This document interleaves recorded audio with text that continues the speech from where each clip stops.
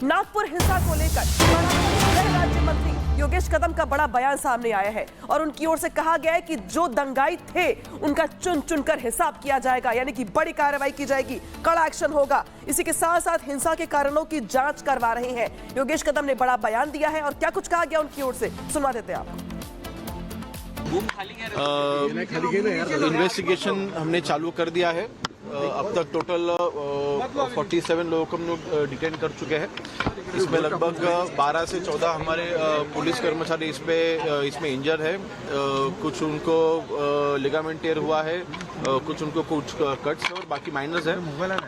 Civil यहाँ पे civilian सिर्फ दो या तीन ही इंजर्ड है, वो भी बाकी सब जो है वो माइनर इंजरीज है। लेकिन इसका जो मूल कारण है वो बिल्कुल हम ढूंढेंगे। लगभग दोपहर के दरमियान ये जो पूरा इशू था वो ख़त्म हो चुका था। पुलिस स्टेशन में जो भी कंप्लेंट थी वो ले चुके थे, एफआईआर भी लॉन्च हो चुके थे। लेकिन फिर भी 5-6 घंटे के गैप के बाद में कुछ ग्रुप एक बाहर निकला और उन्होंने ये जो वैंडलाइजिंग जो किया है, ये बिल्कुल जो कायदा हाथ में लिया है उनको सबके ऊपर कड़क कार्रवाई। तो नागपुर में जो हिंसा हुई उसको लेकर जांच पड़ताल लगातार की जा रही है। पुलिस संदिग्धों को हिरासत में लेकर भी पूछताछ कर रही है, लेकिन अब एक एक कर सारे सच सामने आने लगे हैं और हिंसा की तस्वीरें ही बता रही है कि क्यों साजिश रची गई और आखिरकार टारगेट पर कौन थे। रिपोर्ट आप इसको लेकर देखिए। ना सिर्फ गाड़ियां तोड़ी गई बल्कि आगजनी की गई। ये जेसीबी मशीन पूरी तरीके से जला दी गई। उपद्रवियों ने न सिर्फ तोड़फोड़ की बल्कि सीसीटीवी कैमरों को तोड़े भी। दोपहर 3 बजे के बाद जो नमाज अदा होती है उसके बाद से ही माहौल बिगड़ना खराब हो जाता है। ऐसे कई एरिया है जहां पर अभी ये 163 इंपोज की गई है। नागपुर में नफरती हिंसा को जिस तरह औरंगजेब गैंग ने अंजाम दिया, तोड़फोड़ की गई, आग लगाई गई, चुन चुन कर लोगों को टारगेट किया गया, वो तस्वीरें बता रही है कि हिंसा का ये पूरा प्लान पहले से तैयार था। उपद्रवियों ने जिस तरीके से बवाल किया, जिस तरीके से गाड़ियां तोड़ी गई, उसका साफ तौर पर उदाहरण आप देखेंगे। जो गाड़ी सड़क के बीचों बीच खड़ी हुई है बिल्कुल फ्लाईओवर के नीचे, उसको पूरे तरीके से डैमेज किया गया। ना सिर्फ गाड़ियां तोड़ी गई बल्कि आगजनी की गई। ये जेसीबी मशीन देखिए आप, ये जेसीबी मशीन पूरी तरीके से जला दी गई है। आप आगे का हिस्सा देखेंगे तो इसको अब पुलिस से बैरिकेड करके साइड किया है। लेकिन ये जो काली राख आप देख रहे हैं, इस जेसीबी मशीन को पूरे तरीके से जलाया गया, गाड़ियों को तोड़ा गया, जो आसपास की तमाम दुकानें हैं उस पर पथराव किया गया और ऐसी तस्वीर इस पूरी रोड पर है। सड़कों पर बिखरे पत्थर, जली गाड़ियां साफ साफ गवाही दे रहे हैं कि साजिश के तहत पथराव किया गया, हिंसा भड़काया गया। यही नहीं, हर संभव कोशिश सबूतों को मिटाने तक की गई।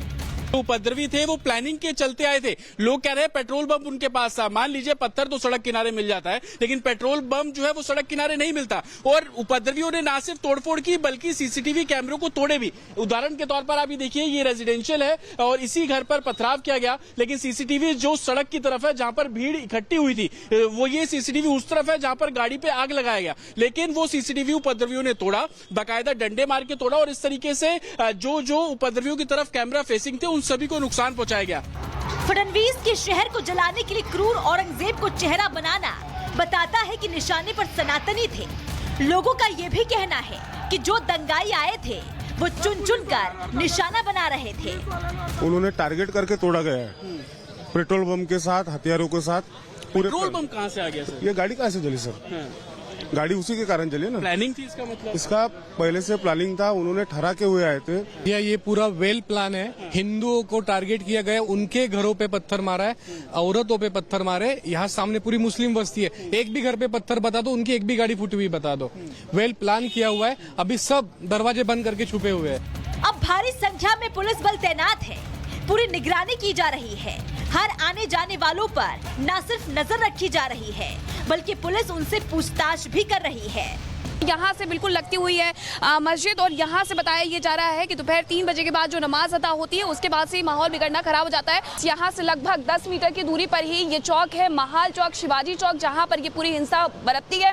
उसके बाद देखिए किस तरीके से जो धारा 163 है बीएनएस की धारा, वो लगाई गई है ताकि यहाँ पर अब माहौल किसी भी तरीके से बिगड़ ना सके। जगह जगह पर पुलिस फोर्स की तैनाती है। धारा 163 की वजह से यहाँ पर से जो आसपास के लोग गुजर रहे हैं उन्हें भी कहा जा रहा है कि देखिए आप यहाँ से गुजरिए मत, घरों में रहिए, हिंसा प्रभावित क्षेत्र है और ऐसे कई एरिया है जहां पर अभी ये 163 इम्पोज की गई है और कोशिश यही की जा रही है कि हालात को जल्द से जल्द सामान्य किया जाए। क्रूर औरंगजेब के खिलाफ हो रहे प्रदर्शन को मुद्दा बनाना, हिंदुओं को टारगेट करना, दंगे की तस्वीर लोगों तक ना पहुंचे, इसके लिए एक एक सीसीटीवी तोड़ना कई सवाल खड़े करता है। Bureau report, Republic Bharat. हिंदुओं की दुकानों, उनके घरों को निशाना बनाया गया। तस्वीरें लगातार हम आपको दिखा रहे हैं, लेकिन अब कार्रवाई भी जारी है। लेकिन इसी पूरे मामले को लेकर शिवसेना नेता मनीषा कायंदे क्या कह रहे हैं, आपको सुनवाते हैं। नागपुर में बहुत ही बड़ी हिंसा हुई है, इसका हम निषेध करते हैं। जिन लोगों ने अफवाह फैलाई है उनको हिरासत में लेना चाहिए और उनको सजा तक पहुंचाना चाहिए, क्योंकि बहुत जान मान का नुकसान हुआ है और ये कतई महाराष्ट्र में बर्दाश्त नहीं होगा। देखिए, जिस प्रकार से ये वारदात हुई है, वहां पर ईंटें हैं, वहां पर जो पत्थरबाजी हुई है, निश्चित है कोई पूर्व तैयारी के बिना इतनी बड़ी हिंसा नहीं हो सकती। और सीधे रुख करते अपने सहयोगियों का हमारे साथ जुड़ रहे हैं विवेक और जतिन महाराष्ट्र नागपुर से। सीधे रुख करेंगे सीधे जतिन, ऐसा कहते हैं कि भीड़ का कोई चेहरा नहीं होता, लेकिन यहाँ तो भीड़ का चेहरा भी है, मंशा भी है, सबूत भी है और अब कार्रवाई की बात भी कही जा रही है।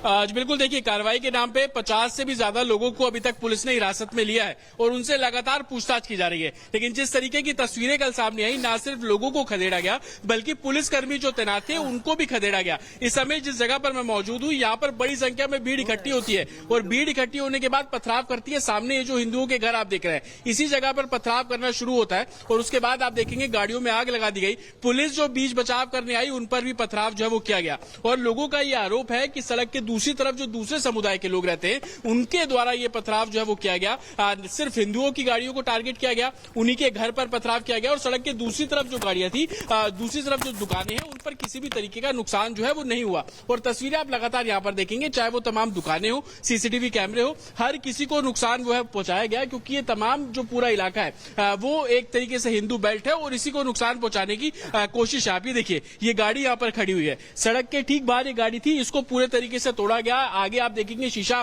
पूरा उसको डैमेज किया गया। ना सिर्फ गाड़ियों को तोड़ा गया बल्कि जो सीसीटीवी कैमरे थे उनको नुकसान पहुंचाया गया। अगर मेरे विजय आपको तस्वीर दिखाएं, एक तरफ जली हुई गाड़ी आपको नजर आएगी तो दूसरी तरफ जो सीसीटीवी कैमरा उस जगह पर पॉइंट कर रहा था, वो सीसीटीवी कैमरा पूरे तरीके से टूटा हुआ है, नीचे की तरफ झुका हुआ है। तो उपद्रवियों ने ना सिर्फ बवाल किया, उपद्रवियों ने ना सिर्फ तोड़फोड़ की, उपद्रवियों ने सबूत मिटाने की भी कोशिश की और यही कारण है कि तमाम सीसीटीवी कैमरों को तोड़े गए। और आगे बढ़ेंगे, ये दुकान है, आप ये दुकान देखिए, शोरूम है, इसको नुकसान पहुंचाया गया। ये खुला हुआ था, इसमें पूरे तरीके से पत्थरबाजी की गई, यहाँ पे जो कैमरे लगे थे उनको तोड़ा गया। लेकिन जिस तरीके से लोग बात कर रहे हैं, लोग ये बात कर रहे हैं कि सड़क के दूसरी तरफ नुकसान क्यों नहीं हुआ, ये जो दुकानें महज 10 कदम की दूरी पर है, यहाँ पर तोड़फोड़ क्यों नहीं हुई, बल्कि सिर्फ एक ही जगह को टारगेट जो है वो क्यों किया गया। और यही सबसे बड़ा कारण है कि एडमिनिस्ट्रेशन को लेकर लोग अब ये मांग कर रहे हैं कि इन्वेस्टिगेशन की जाए, जांच की जाए। आप ये देखिए, सामने जो मैं लगातार आपको गाड़ियां दिखा रहा हूं, ये गाड़ियां यहाँ पर है, इसको पूरे तरीके से तोड़ा गया। और उदाहरण के तौर पर लोग ये बात कर रहे हैं, लोग कह रहे हैं कि सामने आप ये देखिए चिकन बिरयानी सेंटर है,